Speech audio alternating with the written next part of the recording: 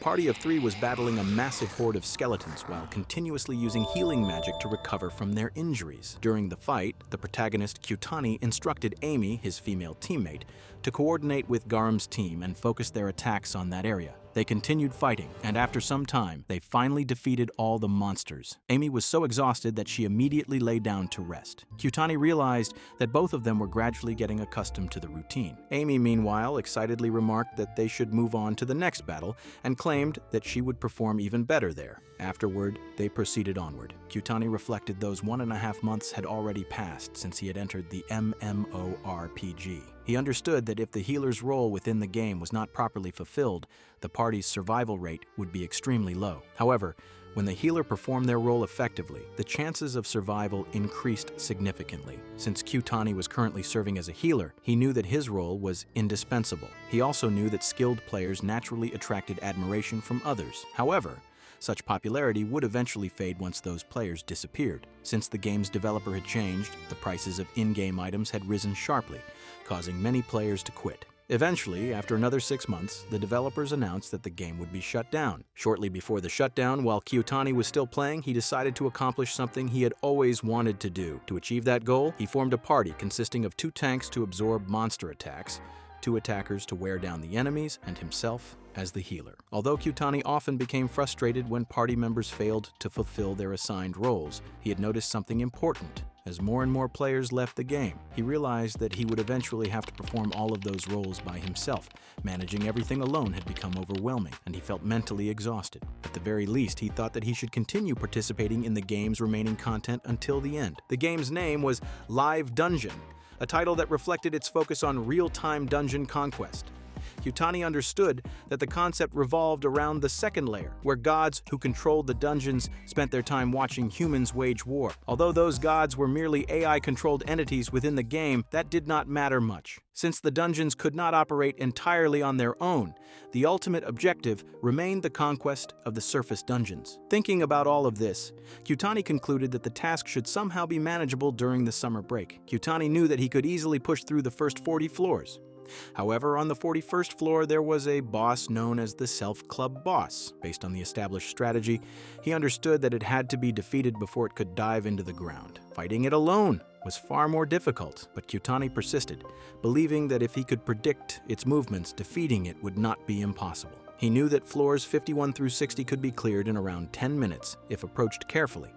However, the floors above 70 were considerably more challenging, as they were filled with large numbers of smaller monsters. When Kyutani entered those battles, he found that controlling 5 characters simultaneously was much harder than he had expected. Nevertheless, he eventually managed to clear those floors and wondered whether he could complete the entire dungeon in a single run. Kyutani continued clearing floor after floor, knowing that once he completed floors 81 through 99, only the final floor would remain. Floor 100 contained the Fortress of Lost Memories, where the last boss, the ancient ravenous dragon, awaited him. During the battle, Kyutani realized that every time he landed a hit or was struck by the dragon's beam attack, the durability of his weapons and armor decreased. Because of this, he was forced to rely heavily on ranged attacks. Even then, the dragon's magic resistance was extremely high, making it difficult to damage with spells. It could also easily kill Kyutani's melee attackers. However, the dragon possessed a weakness to the holy attribute. In other words, a healer could effectively damage it. Taking advantage of that weakness, Kyutani continued fighting and eventually succeeded in clearing the dungeon. Afterward, he sat down to rest, utterly exhausted. As he reflected on everything he'd experienced, he realized how much he had gone through. In the beginning, he had struggled to clear dungeons alone. He had become disliked despite being a healer. Trolls had caused his guild to fall apart, and he had eventually formed his own guild only to become its sole remaining member. Looking back, Kyutani felt that those experiences had not been pleasant. However, things had improved once he came to understand the true influence and importance of a healer's role. As Kyutani stared at the screen, he noticed a message from an NPC. He found it strange because NPCs were not supposed to appear after a dungeon had been cleared, yet this one had sent him a private message congratulating him on his achievement. Kyutani wondered whether the sender might actually be an administrator. He had never seen a message like that before. Then, without warning, a brilliant light burst forth from his computer screen. The next moment, Kyutani vanished from his room. When Kyutani woke up, he found himself standing on a battlefield. Confused, he wondered where he was and whether that place was the Fortress of Forgotten Memories. Looking down,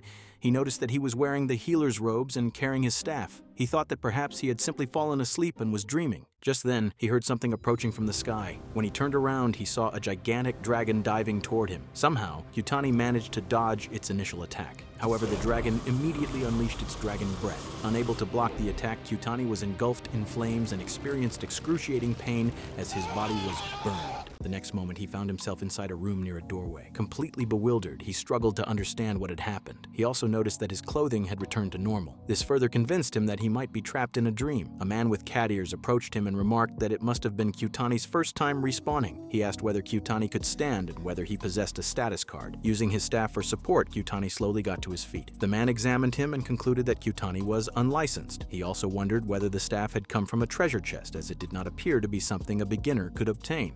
Kyutani explained that the staff had a sparkling halo surrounding it. Upon hearing that, the man became excited and suggested that it might be a gift from the gods. Only then did Kyutani notice that the man also had a tail. As he looked around, Kyutani saw people of many different races carrying weapons. The scene made him feel as though he had been transported into a fantasy world. The man apologized for becoming overly excited and suggested that they have the staff appraised. He also asked whether Kyutani had obtained any gems from the mission. When Kyutani denied receiving any, the man concluded that Kyutani was an unlicensed adventurer who had entered a dungeon and been rewarded with a divine gift during his first trial. He remarked that it was the first time he had ever seen someone revive while carrying a staff of such quality. The man further noted that Kyutani had neither appraised the staff nor attempted to sell it for gold. Eventually, they arrived before a young woman. She apologized and explained that she had not been present earlier. The cat-eared man introduced Kyutani as an unlicensed adventurer who wished to have his staff appraised.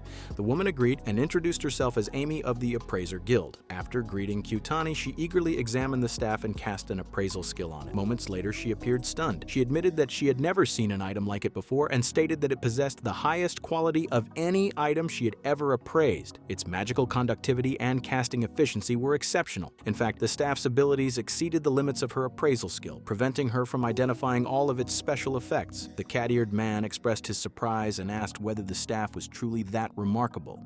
Amy replied that its magical conductivity alone would guarantee an excellent selling price. However, she believed that a simple appraisal would not do it justice. She also mentioned that studying the staff could help improve her appraisal skill. Therefore, she requested permission to keep it for a more detailed appraisal. She added that Kyutani could pay the fee later and that she would even accept a medium-sized magic stone as payment. The man commented that if that was the case, the staff must be truly extraordinary. He further stated that even the most unscrupulous members of the guild would not dare undervalue such an item. Amy immediately demanded to know what he meant by calling guild members unscrupulous. Ignoring her irritation, the man explained that Kyutani could gain immense fame and wealth simply by using the staff. Because of that, he found it surprising that Kyutani was considering selling it when there were many opportunities available to him. Kyutani carefully considered the matter. The materials used to create that staff frequently dropped as rewards from floor 91 and above. Among healers, it was regarded as a prized weapon. He also reflected on how much of his high school life he had spent creating powerful equipment and strengthening his characters. However, he still was not entirely convinced that this world was real. Therefore, after some thought, he decided that he would sell the staff. The man asked whether that was truly Kyutani's final decision. When Kyutani confirmed it, the man stated that he would prepare a status card while Amy completed the appraisal. Kyutani knew that even a powerful staff was meaningless without proper armor and equipment. More importantly, he urgently needed money. If this truly was a dream, then at least the experience would become an interesting memory. At that moment, the man jumped behind the counter and formally welcomed Kyutani to the Guild of the God Dungeon. He introduced himself as Garam, a guild employee, and informed Kyutani that he would receive a discount of 10,000 G on the registration fee. Garam then handed him a status card and explained that it needed to be activated with a small amount of bodily fluid. Blood or saliva would work, and only a tiny amount was required. Kyutani spat lightly onto the card. As soon as the saliva touched its surface, glowing text appeared. His name was displayed along with his various attributes. To help Kyutani understand how things worked in this world,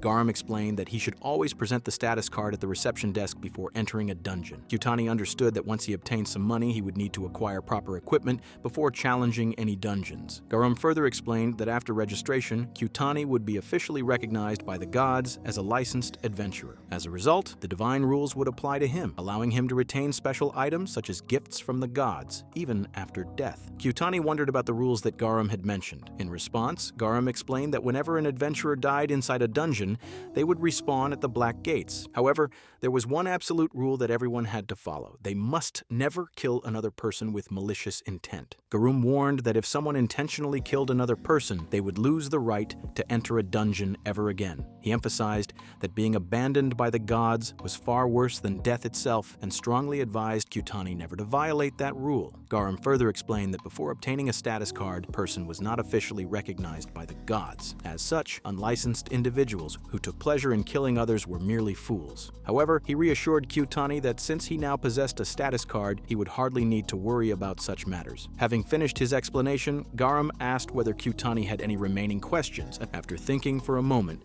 Kyutani asked whether it would still be considered a violation if he did not directly kill someone. He wondered what would happen if, for example, he manipulated monsters into attacking another person instead. Garam remarked that it was a very good question. He explained that the gods judged actions based on intent rather than simple outcomes. If someone used an attack that was not intended to be lethal, or if an attack accidentally struck another person and resulted in their death, it would not automatically be considered a violation of the rule. He further clarified that if a person accidentally caused another's death through a misfired attack or an unforeseen circumstance, they would not be judged as having intentionally murdered someone. Therefore, under such conditions, Kyutani would not be breaking the King God's rule. They watched a live broadcast of an adventurer exploring a dungeon, and the spectators enthusiastically cheered for the person's achievements. Garam explained that the broadcast was actually a projection of events occurring inside the dungeon. According to him, the gods had bestowed this ability upon adventurers, and their guild alone possessed around 50 such projection screens. Upon hearing that, Kyutani remarked that if everyone's actions were constantly projected for the public to see, a person's reputation could easily be damaged by poor behavior. He realized that actions such as stealing another adventurer's monster kill would be impossible to hide when everyone could witness them. However, he also understood that such actions might be considered acceptable if they occurred within an organized team. Kyutani then asked whether a team could consist of 3 members, as he was considering hiring a mercenary. Garam became curious and asked why Kyutani seemed so interested in learning about the dungeon system. Kyutani denied having any special interest and explained that he had simply noticed that many of the groups preparing to leave the guild appeared to include experienced mercenaries among their members. Compared to ordinary adventurers, those individuals looked far more capable. After a brief pause, Kyutani admitted the real reason. He explained that it was mainly for his own safety. He had recently heard rumors about groups targeting unlicensed adventurers. Furthermore, some of the people nearby did not seem particularly friendly and appeared to be evaluating him because of his staff. Kyutani felt that carrying such a valuable item made him stand out. If he ventured outside alone, he was certain that something unpleasant might happen. After gathering his courage, Kyutani directly asked Garam whether he would be willing to join him as a teammate. He explained that he was an orphan and knew very little about surviving in this world. Therefore, he hoped that Garam could teach him what he needed to know. Garam agreed and stated that he could accompany Kyutani as a mercenary while still remaining a guild employee. Having made his decision, he accepted Kyutani's request. Kyutani was so grateful that he immediately bowed to express his thanks. At the same moment, however, Garam extended his hand for a handshake, causing an awkward but amusing misunderstanding between the two. By nightfall, Kyutani decided to rest. The following day, he woke up and realized that everything was real and not merely a dream. Nevertheless, he refused to give up hope of returning to his original world. He believed there had to be a connection between the god's dungeon and the invitation from God that had been sent to him in his previous world. Therefore, he speculated that clearing the dungeon might be the key to finding his way home. Afterward, Kyutani went to the guild to prepare for his adventure. When he met Amy, she wondered whether he intended to auction off the items he had obtained, as they would attract considerable attention and potentially bring in wealthy clients. She further explained that she had already prepared an advance payment of 20 million G in case he chose to proceed with the auction. Garam remarked that it would be an excellent deal for Kyutani and suggested that he should accept it. Consequently, Kyutani agreed and asked them to proceed with the auction. Amy appeared extremely confident and assured him that he could leave everything in her hands. The group then discussed whether they should use part of the 20 million G to purchase the necessary supplies. While shopping, Kyutani tried on some clothes and asked Garam how he looked. Garam commented that Kyutani resembled a white mage and advised him to be more confident in his appearance. As they continued shopping, Kyutani reflected that his ability to find good deals came largely from the knowledge he had gained while playing the game. Numerous stores existed and bargaining with sellers was common. Garam then showed him several antidotes and explained that the thickness of a potion could often indicate whether it had been properly made. Kyutani realized that there were still many new things he needed to learn. After they finished their purchases and were walking together, he expressed his gratitude to Garam, saying that thanks to his help, he had finally managed to save a considerable amount of money. Garam replied that he had indeed negotiated quite extensively and added that money was extremely important, which was why learning how to bargain was a valuable skill. Later, they arrived at a large open area where numerous screens displayed the battles of adventurers exploring the dungeon. Kyutani remarked that the scene reminded him of the live dungeon broadcasts from the game. Garam commented that it felt as though they had returned to the days when the game had been at its peak, and Kyutani agreed with the comparison. Interested in watching the broadcasts more closely, Kyutani asked Garam for permission to look around, and Garam told him to go ahead. As Kyutani observed the screens, he came to understand that they were simply following the movements of guild members inside the dungeon. He noted that no one seemed to know the exact principle behind the system, but it apparently projected whatever the eyes of God were witnessing. 3 days passed, and Kyutani once again found himself watching the live stream alongside Garam. As he observed the battles, he could not help feeling confused and wondered how any of it made sense. Garam explained that it was common practice for parties to rely on white mages when there was a shortage of high-grade recovery potions. In such situations, the white mage would resurrect fallen allies, which was considered a normal tactic. However, this often resulted in the white mage becoming the primary target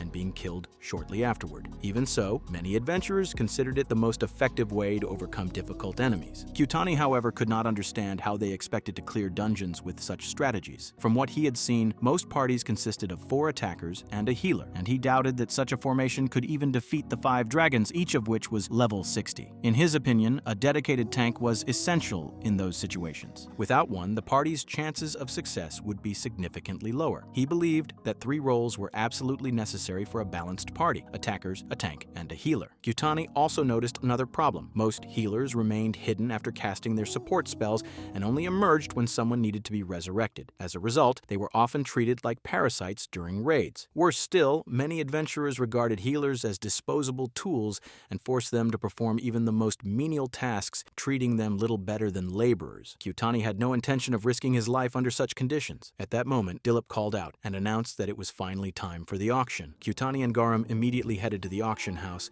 where Amy was serving as the host. Standing before the crowd, Amy captured everyone's attention and announced that the item up for sale was the most valuable treasure ever discovered in a legendary golden chest. She further mentioned that rumors claimed the staff had once been used to defeat the fire dragon. The audience quickly became excited and bids began pouring in from all directions. Kyutani watched in amazement as the price continued to climb. What had started at 20 million G soon rose far beyond its initial value. As the bidding intensified, Amy asked who among them would earn the honor of possessing such a remarkable staff. Eventually, the auction concluded with the Black Mage clan securing the winning bid. After acquiring the staff, a representative of the clan approached Kyutani and thanked him for putting such a valuable item up for auction. Kyutani replied that he should be the one expressing his gratitude.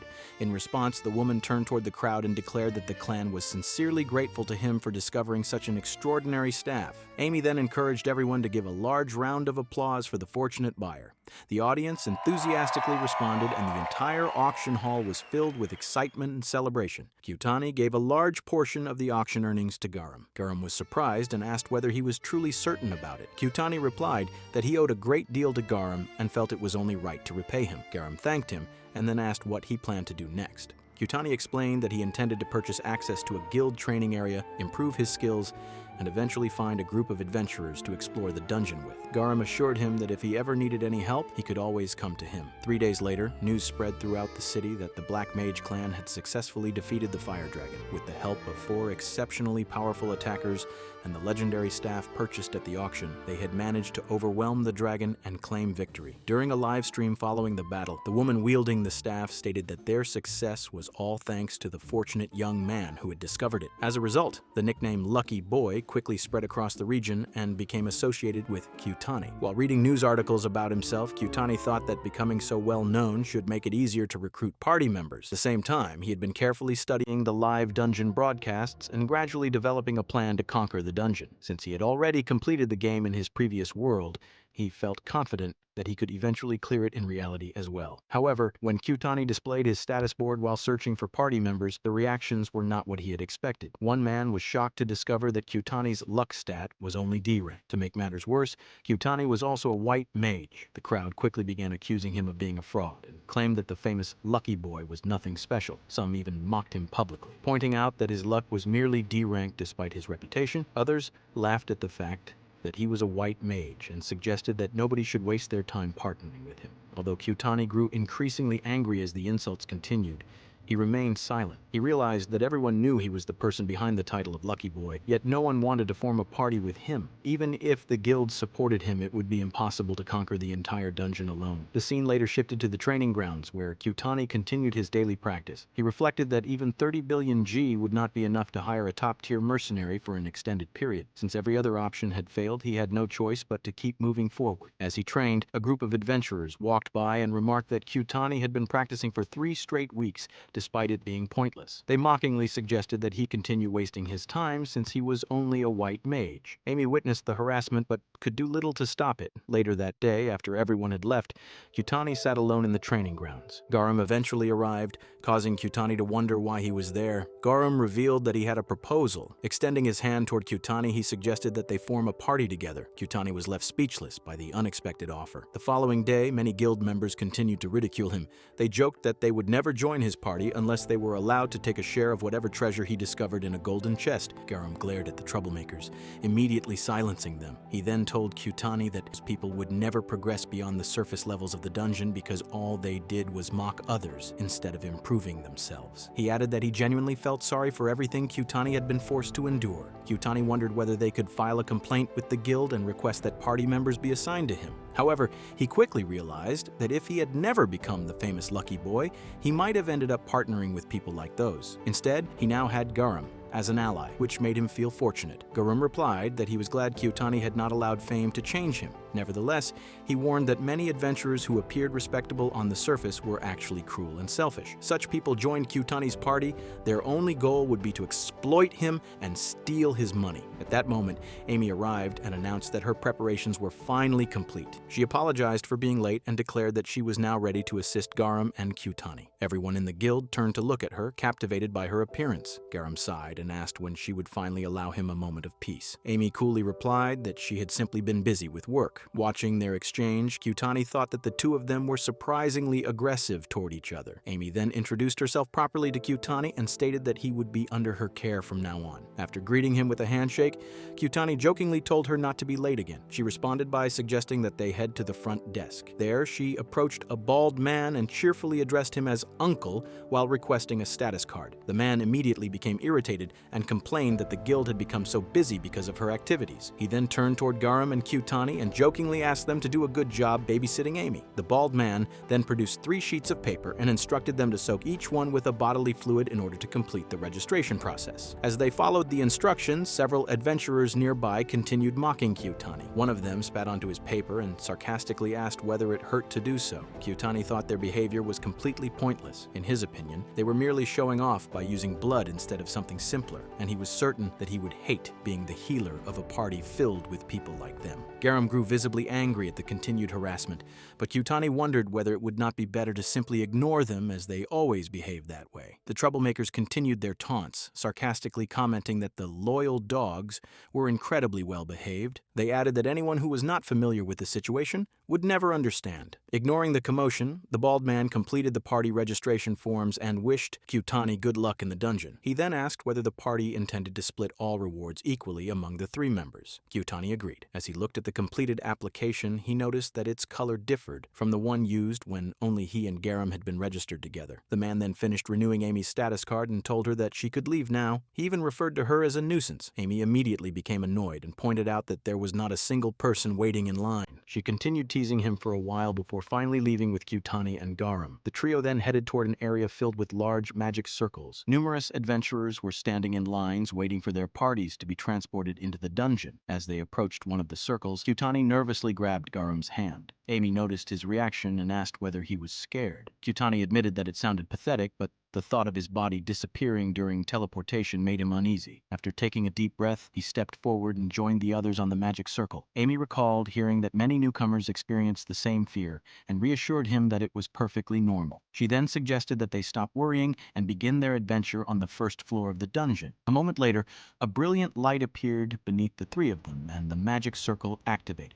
Upon arriving on the first floor of the dungeon, Kyutani somehow managed to land safely. Amy looked around and commented that the place felt incredibly nostalgic. The first floor consisted of a vast expanse of open green fields stretching as far as the eye could see. After taking in their surroundings, Amy suggested that they begin searching for monsters. Before long, a group of goblins appeared. Garum immediately engaged them in combat, while Amy provided support by attacking alongside him. As the battle continued, Kyutani wondered what he should practice during the fight. Deciding to improve his healing abilities, he cast a healing spell on Amy. She was startled by the sudden effect and asked whether he had used some kind of trick. Kyutani replied that it was simply the result of his training. Surprised, Amy asked whether he could cast the spell on her again. Kyutani continued healing her whenever necessary while she effortlessly defeated the goblins. After some time, however, Amy complained that the fights were becoming boring. Just then, Garum warned that a monster was charging toward Kyutani. Seeing an opportunity to test one of his abilities, Kyutani immediately used Airblade. A sharp blade of wind slashed through the monster and defeated it instantly. As he watched the creature vanish, Kyutani noticed that its body disappeared and left rewards behind, just as monsters had done in the game. Amy was surprised and remarked that Kyutani seemed to know more combat techniques than she had expected. She pointed out that despite being a white mage, he appeared determined to fight on the front lines. Garum added that Kyutani did not need to force himself into combat and could simply remain in the rear where it was safer. After the battle ended and all the monsters had been defeated, Kyutani explained that he had only wanted to test his abilities. Since he was a white mage, understanding his damage output was also important. Amy jokingly asked whether it would not be easier for him to stay hidden until someone died and then come out to resurrect them. Although she was teasing him, Kyutani could tell that she genuinely enjoyed adventuring. However, he also understood that healers played an extremely important role in any party. Garum sarcastically complimented Amy, saying that she was being surprisingly considerate. Annoyed by his remark, Amy asked whether he was trying to start a fight. Kyutani watched the two argue and realized that both of them genuinely believed the common healer strategy used by adventurers was the correct approach. Most people seemed to share the same opinion. However, Kyutani could not accept that way of thinking. If he wanted to grow stronger and eventually find a way back to Japan, he would need to improve his abilities and prove that a healer could contribute far more than simply hiding in the back lines. Before anything else, he knew that he would have to change the minds of both Garum and Amy. By nightfall, Kyutani went to meet the bald man at the Adventurers Guild and requested the amount of money equivalent to the value of a medium high-quality magic stone. The man agreed and withdrew the money from Kyutani's account. Afterward, Kyutani suggested to Amy and Garum that they should celebrate their first dungeon exploration. Amy appeared very excited, and Kyutani explained that he also wanted to discuss many things regarding the dungeon raid plan for the next day. Garum readily agreed. When the 3 of them arrived at a restaurant and the food had been served, Kyutani stated that they should maintain the same formation the following day. However, he added that he felt Garum should take on the role of a tank, explaining that it was a defensive position within their party. While enjoying her meal, Amy remarked that the role would mainly involve protecting Kyutani and that it suited Garum perfectly. Garum did not object, and Kyutani continued by explaining that since Garum was a knight, he could be used to wear down the enemy's stamina and absorb the brunt of their attacks. Amy wondered whether that strategy was related to a combat cry skill. In response, Kyutani explained that by using his skills and relying on his high vitality, Garum would be able to withstand the monster's attacks. Taking advantage of that, Amy could move behind the enemies and eliminate them one by one, while Kyutani would focus on healing both of them throughout the battle. Amy commented that, in that way, they would be able to defeat the monsters, one at a time. Kyutani agreed and added that Garam would have to shoulder a much greater burden than either him or Amy. However, Garam told them not to worry, assuring them that he would be able to handle it. Kyutani went on to explain that they would likely face a considerable number of enemy attacks and that Garam's role would be to bear most of that pressure. Although Kyutani was essentially assigning the hardest task to Garam, the latter readily accepted it. Kyutani then thanked Garam for his willingness to cooperate and suggested that they test the strategy during the next day's raid. With the discussion settled, he suggested that they simply enjoy the rest of their celebration together. Kyutani's strategy proved effective the next day when they entered the dungeon. Garam acted as the tank, using combat cry to draw the monsters' attention toward himself. While the monsters were distracted, Amy rushed behind them and swiftly cut down the goblin archers. Whenever a goblin attempted to attack her, she defeated it and continued her assault without slowing down. Before long, she had frightened the remaining goblins into fleeing. Watching this scene, Kyutani could not help but feel a little sorry for the goblins as they seemed rather pitiful. Although Amy appeared to be enjoying herself, Kyutani felt that there was something hidden behind her cheerful smile and suspected that she might have some ulterior motive. After some time, they successfully defeated all the monsters. Following a short rest, they continued forward until they came across two doors. One led to the next floor, while the other served as an exit back to the guild. They briefly discussed where they should proceed and eventually decided to move forward into the newly unlocked area. The following day, they arrived in a forest-type region with a river flowing nearby. As they traveled, Kyutani recalled that they had reached level 20 of the forest the previous day and had now entered the swamp plant region. Earlier, he had slipped into the mud and become completely filthy. Amy had laughed at the sight, though she had still helped him afterward. As a result, Kyutani decided to clean his boots first. Amy then removed her own boots and remarked that she was already accustomed to such conditions. She suggested that they meet again after a short while. Kyutani thought that while Amy scouted ahead, he would use the opportunity to replenish their potion supplies. He also intended to have Garam prepare himself as well. After a while, Garam was surprised to discover that Kyutani possessed high-grade potions from the forest apothecary. Kyutani confirmed that he intended to use them and handed one of the potions to Garam. Garam was astonished and remarked that Kyutani should not be giving away such valuable potions so casually. He added that he would probably end up using them as though they were water. Kyutani replied that the potions were necessary provisions and would greatly improve Garam's survivability. However, Garam argued that he simply needed to endure his injuries. He casually added that even if he died, Kyutani could always resurrect him. Hearing that, Kyutani felt that the people's attitude toward death in this world was utterly ridiculous. Nevertheless, he pushed the potion into Garam's hands and insisted that he keep it. Kyutani explained that if Garam ever needed it, he should use it without hesitation. Otherwise, he would become ineffective as a tank, and carrying personal potion supplies was essential for every party member. Garam understood the reasoning, but wondered why they were not carrying any antidotes. Kyutani explained that his medical skills made antidotes unnecessary. Garam silently disagreed. In his opinion, anyone entering the swamp region should bring several types of antidotes. Kyutani's way of thinking was simply too different from that of most adventurers. Even if his methods had not caused any problems so far, Garam felt that Kyutani should eventually learn from such oversights. Until now, traveling through the Martial Plains had been relatively easy, but the swamp region was far more troublesome. The sudden environmental changes and the monsters' abnormal status effects made the area particularly dangerous. Garam knew that many adventurers reached their limits in this region and wondered whether Kyutani would face similar difficulties. Before long, they encountered a group of spider monsters whose shells bore terrifying patterns that looked like frightening faces. Garam immediately activated Combat Cry and used Protect to draw their attention. As he engaged the spiders, Kyutani signaled Amy to begin eliminating them one by one. She nodded and moved in to attack. However, another spider suddenly emerged and lunged at Garam. Its fangs sank into him, and Garam immediately realized that he had been poisoned. He knew that such a condition could easily cripple a tank during battle, yet before the poison could seriously affect him, a healing spell washed over his body. The poison and injuries quickly disappeared. Garam was stunned. Looking around, he realized that Kyutani had cast the healing spell from somewhere among the trees. He could hardly believe that Kyutani was capable of providing such accurate support magic, even without a direct line of sight. Eventually, they managed to defeat all of the spiders. After the battle, Kyutani told Garam that everything would have been fine if he had not attacked so recklessly. Even so, Garam explained that although he had been poisoned, he had expected to be healed once he was safely out of danger. He admitted that he had not expected Kyutani to heal him immediately in the middle of combat.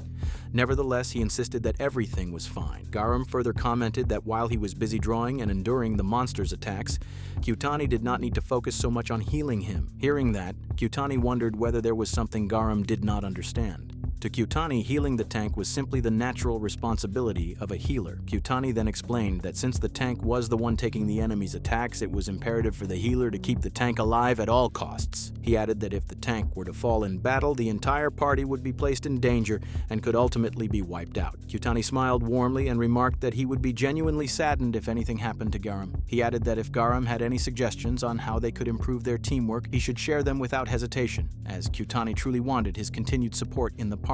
Garam was taken aback by those words. Amy immediately began teasing him, but Garam told her to be quiet, causing her to laugh even more. As they continued fighting monsters, Garam reflected on his past. To compensate for his lack of strength, he had spent his days desperately fighting battles far beyond his limits. Despite all his efforts, he had never been able to keep up with other adventurers and had eventually retired from adventuring altogether.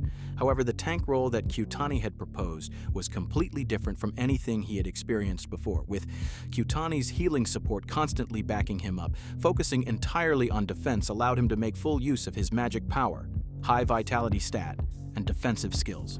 Garam could not help but wonder why nobody had ever utilized long-range healing in such a way before. To him, such an extraordinary ability seemed like the kind of power that could only belong to someone chosen by the gods. In reality, however, Kyutani possessed no unique divine skill at all. After continuing their exploration, the three of them eventually reached floor 28. By then, it was already afternoon, and Kyutani decided that it was time for lunch. Kyutani asked Amy to scout the surrounding area while he prepared their meal. She agreed and headed off immediately. Meanwhile, Kyutani instructed Garam to wipe his hands and feet with a cloth before eating. Once that was done, Kyutani began preparing the food. Sometime later, Amy returned and immediately commented that the aroma of the food smelled wonderful. Kyutani welcomed her back and thanked her for scouting the area. Amy excitedly asked whether Kyutani knew how to cook. When she finally tasted the food, her eyes widened in surprise as she discovered that it was incredibly delicious. Kyutani told her to stop making such a fuss and simply enjoy the meal quietly. The three of them then sat down together and enjoyed the sandwiches that Kyutani had prepared. Amy seemed noticeably unhappy when she saw how much Garam was eating, but Kyutani reassured her that there was still plenty of food left. Hearing that immediately brightened her mood. While sipping his tea, Kyutani suggested that they rest for a short while before resuming their exploration. He pointed out that they were progressing through the floors at an excellent pace and believed they should continue advancing through the dungeon while maintaining that momentum. While exploring the dungeon, they eventually reached the 41st floor.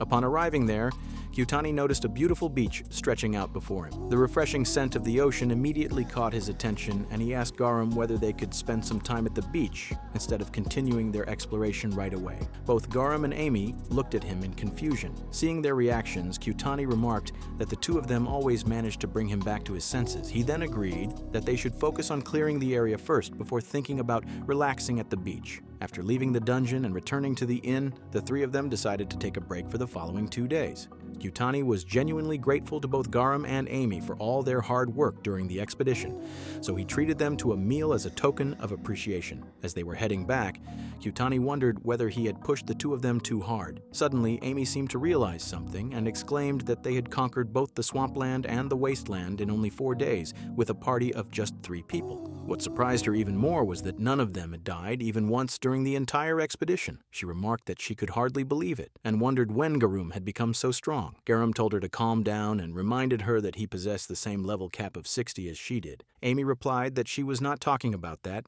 Instead, she pointed out that Kyutani's abilities were the truly unbelievable part. She explained that in the wasteland, Kyutani had performed exceptionally well as a white mage and had even defeated more monsters than she had, despite being only a level 20 white mage. Garam agreed that Kyutani's support abilities were incredible.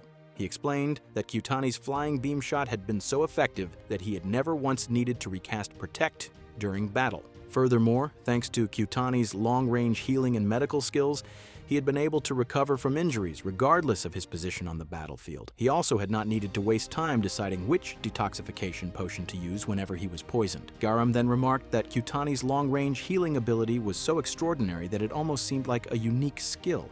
However, He questioned whether that was all Kyutani was capable of. Amy asked what he meant by that and then commented that Garam had completely missed the point. She added that he truly behaved like a knight. Garam immediately fired back, saying that she certainly talked a lot for a swordswoman who had spent the entire expedition comfortably sheltered under a white mage's support. He mockingly added that she had practically been rolling around and waiting for food, and that even stray cats were more independent than she was. The two instantly began arguing and shouting at each other. Garam even yelled that she should become the tank during their next expedition. Amy immediately shot back that he should become the attacker instead. Their bickering continued for quite some time before they finally parted ways. The following day, Kyutani spent his time in the hall watching an adventurer's live stream. While sitting there, he enjoyed some food and carefully observed the footage. As he watched, he considered how useful it would be if the threads of poison spiders could be destroyed by fire. Kyutani diligently wrote down every piece of information he found useful. In that world, gathering knowledge about monsters and dungeon mechanics was extremely valuable. However, based on his previous experiences, he felt that relying solely on information gathered from others would be difficult. The actual movements and attack patterns of monsters were often very different from what appeared in games or recorded footage. The gap between theory and reality was simply too large. Kyutani knew that even level 1 monsters behaved very differently from the ones in games, and he wanted to avoid relying too heavily on game knowledge. Since he already had Garam and Amy, who had proven themselves to be excellent tank and attacker respectively, understanding every monster's movement pattern might not be absolutely necessary. However, Kyutani still believed in preparing as much as possible, until he abandoned his lucky ball mindset. He intended to continue hiring adventurers through the guild using vague contracts and use those opportunities to gather information efficiently. With that in mind, he continued making detailed notes. By the time Kyutani arrived at the guild, the adventurers there were still teasing him. Some jokingly asked what had happened to Garam and remarked that Kyutani could simply relax because he was so privileged. Kyutani ignored their comments and wondered whether they would ever get tired of talking about it. After all, 17 days had already passed. Once he had finished his business at the guild, Kyutani returned to the hall where the live stream was being shown. Just then, he noticed a heated argument taking place nearby. Several adventurers appeared to be fighting over the ownership of magic stones. From what Kyutani could gather, they had not even recovered all of their equipment after a recent expedition. The white mage among them, who had apparently just respawned, seemed to be in a particularly bad mood. A man suddenly shouted and demanded to know why everyone was arguing. Observing the scene, Kyutani concluded that it was most likely a dispute over party rewards and loot distribution. The adventurers continued arguing about status cards, magic stones, and the rewards each member had earned. While listening, Kyutani also overheard discussions about people who had become explorers without fully understanding the dangers of dungeon exploration. Ever since rumors had spread about how Kyutani had found a golden chest during his very first expedition, the number of people trying to imitate his success had increased dramatically. Eventually, a guild employee checked the bullied adventurer's status card and explained that the majority of the party had already agreed to the reward distribution beforehand. Therefore, the terms could not be changed afterward. The bullied adventurer then asked about the equipment he had lost. The employee coldly replied that recovering lost equipment was the individual's responsibility. Kyutani understood that the guild was maintaining a neutral stance, but the situation still felt harsh. The young adventurer protested that he had even paid the guild around 100,000 G in advance to ensure the job was handled properly. He added that he had only wanted to become successful like the famous Lucky Boy. After hearing enough to understand the situation, Kyutani quietly left. As he walked away, he could not help but think that the world was far colder and harsher than it first appeared. Finally, after 2 days, Kyutani met Garam at the guild, where Garam revealed that he had only wanted to exchange roles with Amy once. Kyutani found it strange and wondered whether Garam was reluctant to continue being the tank. However, Garam denied it and explained that he genuinely wanted to remain in that role. Kyutani then guessed that Garam might have been trying to deepen their understanding of each other's responsibilities by exchanging roles. Garam nodded in agreement, prompting Kyutani to remark that since he had already tested his new skill, he did not mind going along with the idea. Garam was delighted to hear that Kyutani had accepted. A while later, Amy arrived and apologized for interrupting their conversation. She also thanked Kyutani for the magic stone he had given her the other day, explaining that she had gone to a cafe with her friends because of it. Kyutani was glad to hear that and noted to himself that she was still running a little late. When Garam brought up the topic of the tank role, Amy suddenly remembered the discussion and asked whether it would really be fine for her to take on the role when her vitality grade was only 6, as she found it difficult to remain standing still for long periods. Garam assured her that she could manage it and added that neither he nor Kyutani would mind if she continued moving around quickly. quickly. After settling everything, the group headed into the dungeon to continue their adventure and test their new arrangements. Amy took the lead, and Kyutani explained that because the monsters were particularly hostile toward her, she had not been able to develop properly in combat. He therefore suggested increasing her attacks against the monsters. Kyutani also mentioned that she had the ability to use haste, though he felt she should not need to rely on it. Amy looked confused but cast haste anyway. When she moved to attack the monsters, she immediately noticed a significant change. Kyutani quickly apologized and explained that he had forgotten to mention the effect earlier. He added that through previous experience, he had already grasped the duration and effects of the skill. Soon afterward, Garam engaged the monsters while Amy felt her body becoming remarkably light. Taking advantage of the situation, Kyutani instructed Garam to suppress the monsters one by one. Amy declared that she was not going to lose to Garam. As Kyutani cast Flash, more monsters gradually gathered around them. After a while, they finished dealing with the wave, and Amy appeared much more confident. She proudly stated that if she had been the one handling things from the beginning, even the tank role would have been easy for her. Curious, she asked Kyutani why he had used Flash. Kyutani explained that it was intended to attract more monsters to their location, and that they had merely been warming up until now. He then informed both Amy and Garam that the real challenge was about to begin, as stronger and more dangerous monsters lay ahead. Kyutani encouraged them to do their best and added that if the situation seemed impossible, it was because he had already cast Holy across the area. Amy did not seem pleased by that explanation. Seeing her reaction, Kyutani and Garam teased her by asking whether she was scared. Amy immediately clenched her fists and shouted that she had already said she would do it and would not back down. Without hesitation, she charged straight at the monsters. As the battle continued, she found herself unable to understand what Kyutani truly was. Despite being a white mage, he never hid behind others. Instead, he fought on the front lines while simultaneously healing his allies. Unlike ordinary white mages, he did not spend his time resurrecting fallen comrades or sacrificing himself to keep others alive. While thinking about all of this, Amy continued pushing forward. However, the battle was far from easy, and she soon began suffering injuries. Each time she was hurt, Kyutani healed her from a distance, leaving her astonished. She continued fighting while thinking that this must have been the famous flying heal. Whenever she was injured, the healing reached her instantly. No matter how many obstacles stood between them, Kyutani's support never arrived late. Because of that, she no longer had to conserve healing potions or endure pain while waiting for treatment. She could fight in perfect condition at all times, and the experience felt incredibly comfortable. Looking at the monster before her, she thought that Garam was praised every day for continuing to fight, even when he was battered and exhausted. Yet after experiencing the role herself, she realized that being a tank was far more difficult than she had imagined. Although it annoyed her to admit it, she decided that Garam could keep the tank role. After clearing the floor, the group arrived at the next door and took a short rest. Kyutani praised Amy for her hard work and asked whether being a tank was really that difficult. Amy immediately denied it. However, when Kyutani teasingly questioned whether that was truly the case, she turned her face away and admitted that she did not think she had performed the tank role properly because she had failed to attract all of the monsters' attention. Through the experience, she had come to understand that a tank's job was to bear the hostility and damage directed at the party. However, she also realized that an attacker supported by a healer could display tremendous efficiency. In the end, she concluded that the attacker's role was just as important as the tank's. Kyutani then asked Garam whether being an attacker had been difficult. Garam replied that he could not defeat monsters as quickly as Amy could.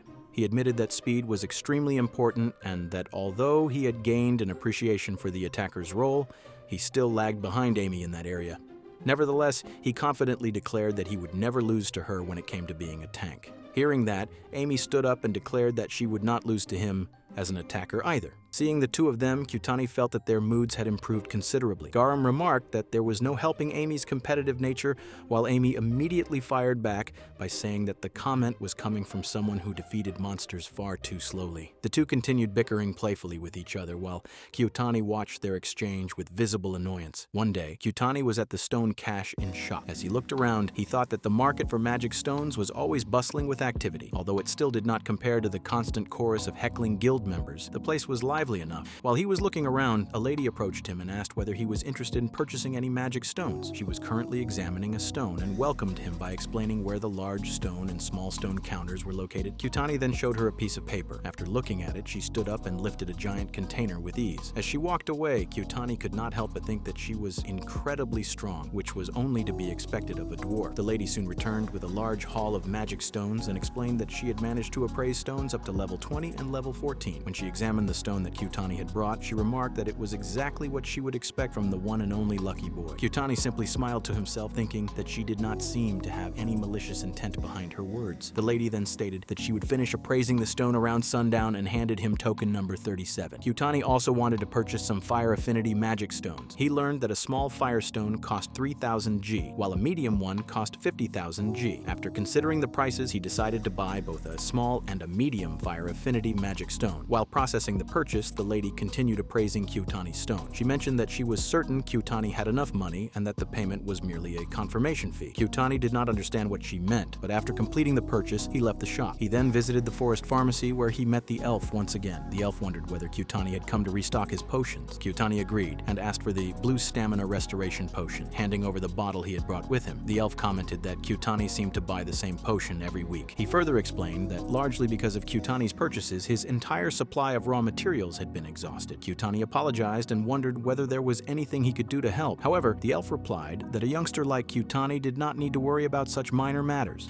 He added that Kyutani had already helped by clearing out the warehouse storage. The elf then explained that they used to sell far more of the blue stamina restoration potion in the past. However, after discovering new raw materials from level 41 monsters, the green injury healing potion had become significantly more effective, causing the sales of the blue stamina restoration potion to plummet. Kyutani understood that as a result, the white mage class had been born. The elf continued by explaining that most restoration potions offered similar healing effects. However, the newer potions were more expensive, and therefore adventurers no longer lined up every morning to buy them. As a result, there were usually some left in stock even after the rush. Based on Kyutani's appearance, the elf remarked that he looked like a white mage and advised him not to do anything foolish. She explained that she had witnessed countless people lose hope and have their spirits broken over the years. Kyutani agreed and stated that he would keep her advice in mind. The elf then dismissed her own words as nothing more than the ramblings of an old woman before taking a potion from a nearby pot and handing it to Kyutani. Kyutani thanked her and also gave her the fire stone she had requested earlier. The elf expressed her gratitude and asked whether he could bring her water stones and wind stones by the following week. She further told him to visit again whenever he needed more blue potion. After leaving the pharmacy, Kyutani decided to watch the live stream. He thought that until the appointed time arrived, he should gather as much information as possible while continuing to practice his skills. As he watched, he noticed that players frequently used heal, protect, waist guard, and high heal. The screen was currently displaying a medium-sized clan party. Kyutani realized that if they failed to conserve their potions, they would lose a significant advantage. Because of this, many groups had begun adopting unique strategy. He also noticed that some parties and clans relied on tactics other than simply focusing on offense. Merely by observing, he was able to determine that two members of one team were retreating. Furthermore, one member was unable to move, so the group had decided to use him as bait. Even though everyone knew they would eventually be resurrected, Kyutani felt that such a strategy was far from ideal. Although he could not think of any immediate solution, he understood that he needed to prepare himself for situations like that. That evening, Kyutani returned to the magic stone shop. The dwarf lady explained that several of the stones were colorless, low-grade stones of poor quality, making them essentially worthless. However, among the remaining stones, there were 2 medium-grade stones, 4 standard-grade stones, and 3 high-grade stones. Altogether, she valued them at 204,000 G. Kyutani accepted the appraisal with a smile. The lady then continued with the appraisal of the higher-quality stones. She explained that the colorless stone was of average quality and offered him 400,000 G for it. However, the cursed stone was extremely rare. After carefully examining its coloration and properties, she estimated its value at approximately 1.2 million G. Kyutani decided that he was willing to sell both the colorless stone and the cursed stone to the guild. The lady calculated that the total payment would be 1.6 million G. Kyutani commented that the amount was roughly the same as what the guild would pay and indicated that he would rather pass on the offer. Hearing this, the dwarf suddenly increased the offer to 1.73 million G. She thought that Kyutani was a nice young man, but she also found him rather strange. Kyutani thanked her and explained that he would simply have Amy appraise the stone for him. The lady immediately became annoyed and argued that her appraisal skill was every bit as good as Amy. After completing the transactions, Kyutani returned home and went to sleep. The following day, Kyutani was near the ocean with Garam and Amy. They were fighting monsters, and Kyutani repeatedly used double decapitation and heal during the battle. Once the fight ended, Amy announced that they should proceed to the next area. However, Kyutani admitted that he was exhausted and requested a short break. He also remarked that both Amy and Garam were incredible, as the speed at which they were clearing the dungeon was far from normal. Amy agreed and stated that Kyutani himself was impressive because he had not died even once. She explained that even when she accompanied parties, healers usually died quite frequently. She also observed that Garam seemed to have been enjoying himself lately and had been practicing his combat cry every day. Kyutani was surprised to hear that. Garum explained that such training was necessary in the the wasteland. He further stated that if he learned to control the skill properly, he could reduce his stamina consumption and help the party conserve blue potions. Kyutani thanked him and thought that the concept was similar to flying heal. However, he wondered why other white mages never attempted to project their skills in the same way he did, especially considering that he had managed to learn the technique after only 5 days of practice. Garum advised him to continue thinking about the matter. Amy teasingly remarked that it was not as though she was wasting any resources. In response, Kyutani stated that they would be fine even if they did not use their supplies too frugally because they still had a very long journey ahead of them. Both Garum and Amy became confused upon hearing those words. Amy told Kyutani that he had no idea what appeared on level 50. She explained that the moment they crossed level 49, they would encounter the beach boss, the level 50 shell crab. Kyutani wondered what exactly she meant by that. Amy replied that reaching level 49 was already far enough for them. After that, she felt that they should simply wait until Kyutani's popularity increased in the second town. Kyutani was surprised that she was willing to give up so easily and turned to Garum for his opinion. Garum hesitated before answering, and Kyutani quickly understood the situation. The highest level they had ever reached was level 49, and they had yet to defeat the shell crab. It seemed that the battle had been extremely difficult even for the two of them. Kyutani then pointed out that if they recruited excellent attackers and tanks, a party of 3 should be enough to reach the level 60 fire dragon. In that case, there was no reason they should be stopped by a mere shell crab. With that in mind, he urged them to keep moving forward. 2 days later, they finally arrived at level 49. Amy stated that starting the following day, they would focus on leveling Kyutani. However, Kyutani hesitated and said that he would first like to hold a strategy briefing session. Amy seemed genuinely shocked and asked whether the old Zumi cafeteria was still open. Realizing that it might be the only way to get Amy to seriously listen to him, Kyutani suggested that they head there immediately. When they arrived at the cafeteria, Amy quickly filled herself with a large amount of food and remarked that the place truly lived up to its reputation. She stated that the food was incredibly delicious and easily among the best she had ever tasted. Seeing that everyone had settled down, Kyutani suggested that they begin the briefing. He then started discussing his plan to defeat the shell crab with only 3 people. Amy still felt that the idea was pointless. However, Kyutani argued that it was far too early to give up without attempting it even once. Amy insisted that it was impossible with only 3 people. She acknowledged that Kyutani was talented enough to join an elite clan and admitted that he was an exceptional player. Nevertheless, she maintained that defeating the shell crab required a party consisting of 4 powerful attackers. Kyutani replied that he understood the conventional strategies, but he believed his own plan would make it possible for 3 people to succeed. Amy then asked where he intended to place the trap around the shell crab's den. Garum added that even elite clans had searched extensively for the creature and had repeatedly failed to locate it. Kyutani explained that after conducting 2 stages of observation, he had narrowed the shell crab's den down to 3 possible locations. Even if the monster fled from them, it could only be hiding in one of those 3 areas. Deep down, Kyutani knew that when he compared the dungeon to the map from the game, the layout was almost identical. That knowledge gave him confidence in his conclusions. Amy revealed that several elite clans had already joined forces and still had not been able to locate the shell crab. Therefore, she believed that finding it would be extremely difficult even for someone like Kyutani. Even so, Garum found himself believing in Kyutani's plan. He reflected on how much easier dungeon exploration had become because of Kyutani's strategies and directions. He also wondered whether the elite clans had ever considered the tank concepts that Kyutani had introduced in the past. Furthermore, Garum believed there was a genuine possibility that Kyutani's methods could surpass those of the elite clans. Because of that, Garum fully committed himself to Kyutani's plan. He declared that if Kyutani had once been capable of defeating powerful enemies alone, then even if the trap failed, they would continue fighting for as long as necessary. He was willing to face anything as long as Kyutani was there to support him. Garum then extended his fist toward Kyutani. Kyutani immediately understood the gesture and bumped his fist against Garum's. He remarked that they might actually be able to pull it off. The confidence displayed by the two of them eventually influenced Amy as well. She finally agreed to give the plan a chance. Kyutani sincerely thanked both of them. Although Amy smiled outwardly, she could not shake the feeling that something had changed. Originally, the party had only been formed because of a contract. To her, it had simply been a job, rather than a place where she could make friends. She had only joined because she felt responsible after the incident involving the auction where Kyutani had suffered losses. In doing so, she had already broken her long-held resolve never to join another party again. Yet, despite all that, she could not deny the warmth she felt whenever she was with Kyutani and Garum. For the first time in a long while, being part of a party felt genuinely comforting. Finally, Kyutani, along with Garum and Amy, stood before the gate leading to the 50th floor. He felt relieved that they had managed to make it that far. Before entering, Amy wanted to confirm the strategy they would be using. Kyutani agreed and explained that they would follow the same basic plan they had discussed earlier. Garum would serve as the tank and needed to avoid getting caught by the shell crab's claws. Amy would continue acting as the primary attacker and could fight however she saw fit, even if it meant taking a few hits. Kyutani further explained that he expected the shell crab to retreat to its nest at least once during the battle. While Amy and Garum kept it occupied, isekai'd, he would travel to one of the 3 possible nest locations and set up a trap. Their goal would be to defeat the monster there before it had a chance to fully recover. Although Kyutani believed he could predict which nest the shell crab would flee to, he technically had no proof. However, he had confirmed his assumption through the live feed projections. Just like in the game, the nest locations in this world were nearly identical, making them relatively easy for him to locate. At the same time, Kyutani knew that not everything in this world functioned exactly like the game. The same uncertainty applied to traps. Since trap items had not existed in the original game, he could not be completely certain that his substitute bait would successfully lure the shell crab. Deep down, Kyutani knew that if he explained this uncertainty to Garam and Amy, both of whom had already suffered multiple defeats against the shell crab, they would likely reject the plan entirely. If that happened, he would be forced to spend another 3 months grinding levels, and he desperately wanted to return to his own world. For now, he simply hoped that everything would work out. Soon the gate opened, and the 3 of them stepped onto the 50th floor. The moment they entered, the shell crab appeared before them. Garam immediately activated Combat Cry while enhancing himself with earth magic before charging forward. He continuously struck the monster, drawing its attention. At the same time, Amy leaped high into the air and unleashed rock-splitting blade against the shell crab's massive shell. She remarked that the shell was the easiest target to hit, but it was incredibly sturdy. A moment later, countless water bullets shot toward her. Fortunately, Kyutani had already cast heal on her before the attacks could cause serious damage. The shell crab then launched a powerful counterattack. Kyutani supported both of them while reminding them to carefully watch the monster's movements. He explained that the moment he spotted an opportunity, he would leave to set up the trap. The battle continued smoothly, and Kyutani felt that they had established a good rhythm. At that rate, he believed they might actually be able to break through the shell. Then, without warning, the shell crab exploded. Kyutani was stunned. That attack had never existed in the game. The blast sent Amy flying through the air. Realizing the danger, Kyutani immediately rushed toward her. Amy felt certain that she was about to be crushed upon landing. Kyutani quickly assessed the situation. He wondered whether she could somehow land safely on her feet, but the risk was far too great. At the same time, he still needed to keep Garam alive. He briefly considered using haste and other support skills, but he worried that if he focused entirely on Amy, Garam might be overwhelmed. Furthermore, Kyutani was unsure whether he could dodge the monster's attacks on his own while handling both responsibilities. In the end, he used a support skill to slow Amy's descent and allow her to land safely. Once she was on the ground, Kyutani immediately rushed over to check her condition. Although Amy insisted that she was fine, Kyutani noticed that one of her legs had swollen considerably. Since he still needed to return to support Garam, Kyutani instructed her to drink a potion for the time being. Amy initially refused. She wondered whether Kyutani was genuinely worried about her and felt grateful for his concern. However, she also believed that emotions like that had no place inside a dungeon. Kyutani, however, believed she had completely misunderstood the situation. He firmly told her to stop arguing, drink the potion, and return to the battlefield as quickly as possible. After saying that, he immediately ran back to support Garam. Amy was left thoroughly confused. Meanwhile, Garam was struggling against the monster. The sand pits created by the shell crab were steadily draining his stamina and weakening his resolve. He felt completely exhausted and was gradually being pushed beyond his limits. Fortunately, Kyutani arrived and cast heal on him. Although the recovery seemed minor at first, Garam quickly felt strength returning to his body. Once again, he was able to continue fighting, and he silently appreciated Kyutani's support. Soon afterward, Amy returned to the battle as well. She immediately moved to retrieve the blades embedded in the shell crab's shell and resumed attacking. Kyutani noticed blood finally beginning to flow from the monster's wounds. For the first time, they had managed to inflict meaningful damage. Realizing that the opportunity had arrived, Kyutani announced that he was going to set the traps. Before leaving, he reminded both of them not to hesitate to use their potions if necessary. As Kyutani departed, Garam and Amy continued battling the shell crab. After some time, the monster became even more enraged. Amy pointed out that Kyutani had said he would return in approximately 30 minutes. She admitted that surviving for that long without Kyutani's support felt almost impossible. Garam, however, continued to trust Kyutani's strategy. He insisted that they simply needed to endure until Kyutani returned. Hearing his confidence, Amy regained some of her own determination and jokingly told Garam not to die before Kyutani came back. Together, the two of them continued holding the line against the furious shell crab. During the battle, Garam was heavily exhausted when Amy suddenly called out to him, asking whether he still had the potion because she would take over from there. Garam replied that it was unnecessary, explaining that he was the tank. He then used combat cry as the monster rushed forward to attack him. Garam continued luring the monster. Although he was injured after receiving a powerful blow, he still managed to use double wave decapitation. From a distance, Amy called out again, urging him to drink the potion. Garam knew how pathetic it felt to rely on the green potion. He could not help but think about how weak he was without Kyutani's support and feared that they would be defeated before Kyutani returned. Eventually, he gave in and drank the potion. After recovering, he charged back into battle while using combat cry once more. Amy continued teasing him about it, which gave Garam a bad feeling. He could only hope that Kyutani would finish his task quickly. Meanwhile, Kyutani was walking alone through the desert. He felt that he would soon find the nest he had been searching for. Before long, he noticed a pair of palm trees standing in the middle of the desert. Believing the location to be significant, he began digging around the area and discovered a large number of materials buried beneath the sand. He concluded that the shells and minerals he had found were likely materials shed from the armor of the shell crab. He planned to replace them with softer materials that resembled the original armor. In addition, he intended to use the potion fish that Amy had risked her life freediving to obtain. Since the fish was one of the shell crab's staple healing foods, it would serve as perfect bait. To make the trap even more effective, Kyutani decided to inject the fish with poison obtained from the level 20 wasteland, though he knew additional preparations would be necessary. He then made several scratches on the fish to spread its scent and lure the shell crab toward it. Once everything was prepared, he only needed to fill the hole and complete the trap. If everything went according to plan, he would be able to catch the shell crab with ease. While on his way back, Kyutani touched the guideposts to scout the surrounding area before returning. He knew that anything left unattended inside a dungeon would disappear after 30 minutes. However, by touching a guidepost, he could extend the amount of time before objects vanished. Eventually, he found the formation of 3 rocks he had been searching for and planted a guidepost there. He also located the sand dunes, but he knew that if he did not return to those 2 locations soon, things could become troublesome. After finishing the traps, Kyutani finally returned and found that Garam and Amy were still fighting the shell crab. As he observed the battlefield, he noticed a floating ball and wondered whether it was the Eye of God. He thought that it was either an annoying nuisance or an incredibly convenient tool. Kyutani quickly healed both Amy and Garam. They were relieved and happy to see him, immediately understanding that he had finished preparing the trap. Kyutani thanked them both for their hard work. When Amy mentioned that they had already used 3 potions, Kyutani told her not to worry about it. Amy added that the important thing was that Garam had managed to hold out remarkably well even though his armor had been chipped and damaged during the battle. After acting cool in front of Kyutani, Amy listened as he asked her to switch places with Garam and whether she would be comfortable doing so. Kyutani then prepared to cast haste on Garam, while Amy stepped forward and asked Garam to leave the front line to her. Garam was relieved to see Kyutani return. He apologized for having used 2 of the potions and said that he would repay Kyutani from the rewards they earned. Kyutani immediately dismissed the concern, saying that it was not the time to discuss such matters. He explained that the trap was fully prepared and that once they started, they needed to maintain their momentum and lure the shell crab into the trap professionally.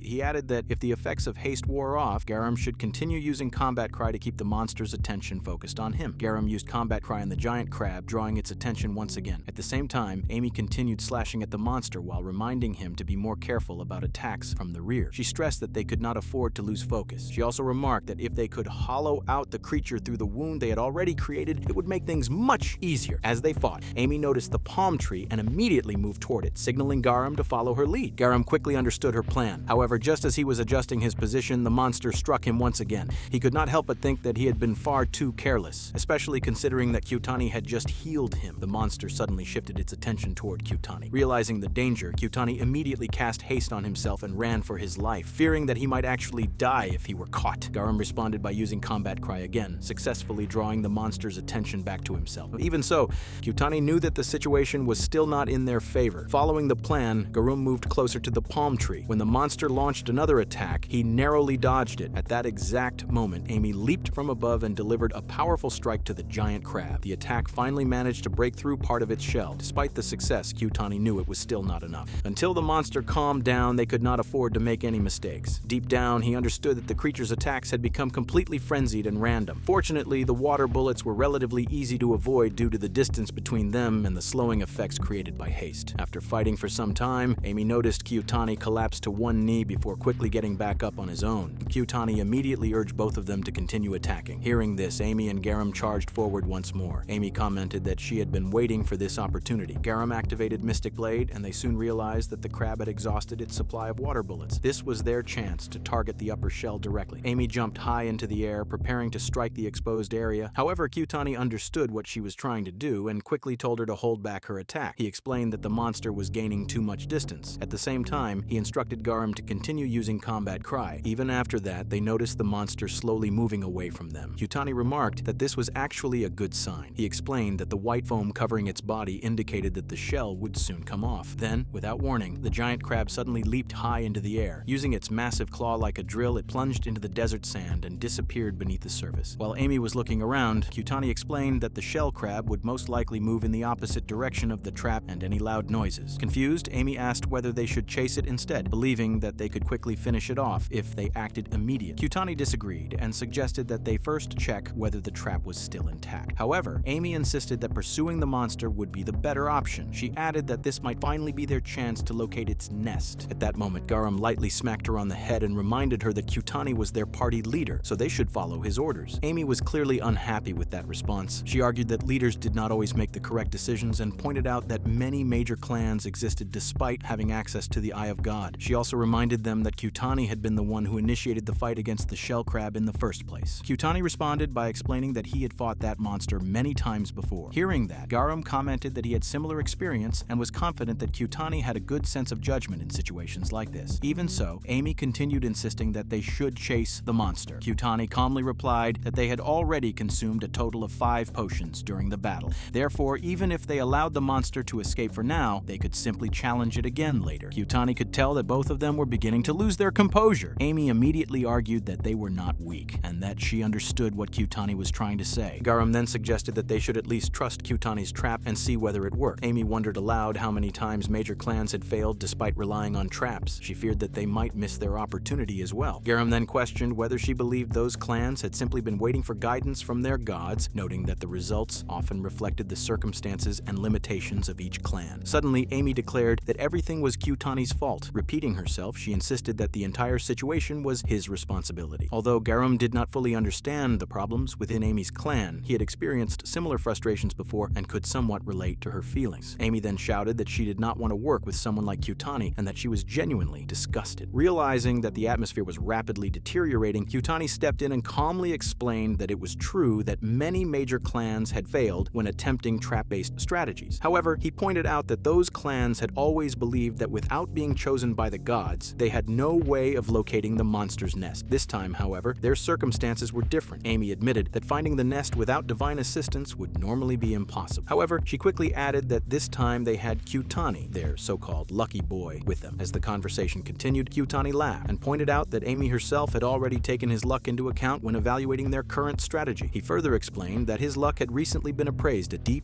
making it higher than both Amy's and Garam's. Amy immediately made a disappointed face upon hearing that comparison. Kyutani reassured her that she should stop worrying about it and focus on moving forward. He encouraged everyone to leave the argument behind and continue with their mission. As they prepared to move on, Amy looked at Kyutani with an expression that made it seem as though she were staring at an annoying bug. Even so, she could not shake the feeling that their lack of progress was ultimately her own fault. Amy recalled her past. Around 5 years earlier, adventurers had appeared for the first time. As a human beast blessed with exceptional physical abilities, she had been assigned the role of an attacker and fought using twin swords. She possessed a natural talent for dual wielding, and because of her remarkable skills, she quickly gained recognition and was immediately accepted into a mid-ranked clan. As her adventures continued, she became widely known among audiences as Amy the Wind Dancer. During that period, her clan steadily climbed the rankings and eventually achieved the status of an elite clan after reaching level 29. Filled with excitement, Amy had often encouraged her companions to keep moving forward. However, one of the clan members had remarked that becoming an elite clan had not changed their situation very much. Deep down, everyone understood that there was no promising future waiting ahead of them. From the very beginning, they had been unable to gather sufficient information from the live feeds and had no choice but to challenge the unknown dangers on their own. To continue progressing, securing funds was essential. Fortunately, Amy's immense popularity attracted numerous sponsors who provided financial support for potions, equipment, and other supplies. With those resources, the clan continued leveling up. However, no matter how many times they challenged the shell crab, they failed to defeat it. One day, while the clan members were gathered around a grill after another failed attempt, Amy encouraged everyone by saying that they had worked too hard to simply give up now. She pointed out that their clan had already discovered a possible method for defeating the monster and believed that they would eventually succeed. She also mentioned that an alliance of elite clans had begun investigating the problem, so they needed to continue doing their best. Her words energized several members, and many agreed with her determination. Not long afterward, they challenged the shell crab again on the 15th floor. Unfortunately, the battle ended in disaster. One of their companions was killed, and once again their efforts produced no results. Sometime later, while everyone was sitting together, Amy arrived carrying a newspaper. Excitedly, she shared an article about another clan that had managed to defeat a shell crab before it escaped. According to the report, the clan had brought a large supply of green potions and succeeded with only 5 attackers. She also mentioned that another clan had defeated the monster during its very first encounter. Believing that these successes proved it was possible, Amy argued that their clan could achieve the same result if they continued trying. However, the clan leader quietly stated that enough was enough. He admitted that they would never be able to defeat such a monster. Other members agreed with him, explaining that the clan had already run out of funds and was falling apart. Amy desperately argued that everyone had already worked incredibly hard and insisted that she would personally earn more money to support the clan's expenses. She pleaded with them not to give up. Despite her efforts, reports, the leader had already made up his mind. In the end, he announced that the clan would be disbanded. As Amy walked through the market, she reflected on the past. She believed that everyone in the clan had struggled and done their very best. It could not be helped if they ended up going their separate ways and searching for new parties. While walking, she spotted her former clanmates gathered together with documents related to forming a new clan. For a moment, she wondered whether they were reconsidering the decision to dissolve their previous clan. Excited by the possibility, she approached them and tried to join the conversation. However, before she could say much, the leader interrupted her. He bluntly revealed that they had no intention of including her in their new party. Amy was stunned by those words. The leader went on to say that allowing her to join the clan in the first place had been a mistake. The statement shocked her so deeply that she reacted without thinking and struck the leader. The other members immediately stepped in and tried to calm the situation. As she stood there, Amy remembered how happy she had been whenever the clan achieved success. That was why she had worked so hard to gather materials, secure funding, attract sponsors, and earn money. Everything she had obtained had been dedicated to the clan's growth, and yet despite all of her efforts, they called her a failure. They blamed her for their downfall and eventually cast her aside. From that day onward, Amy decided that she would never join another party again. The memory faded and her thoughts returned to the present. As she walked alongside Kyutani and Garum, she felt a strange sense of familiarity. Being with them gave her a small amount of comfort, and that feeling was surprisingly pleasant. However, she still believed that the collapse of her former clan had ultimately been her fault. She also knew that if Kyutani's trap failed, the situation would become disastrous. They would have to face a fully healed shell crab and likely suffer complete defeat. No matter how many times they challenged it, they might never be able to overcome the monster. Eventually, their partnership could end just like her previous relationships, with disappointment and separation. Still, she reminded herself that she had never expected anything from the beginning. If things fell apart, she would simply accept it. Meanwhile, Kyutani used his telescope to observe the area ahead. After watching for a moment, he announced that the shell crab had reached the location of the trap. Garum quickly looked through the telescope as well and immediately became excited. Amy, however, wondered whether it was merely an illusion. Wanting to confirm it herself, she looked toward the trap and noticed several dark objects protruding from the ground. Her expression brightened as she realized that they were most likely the eyes of the shell crab.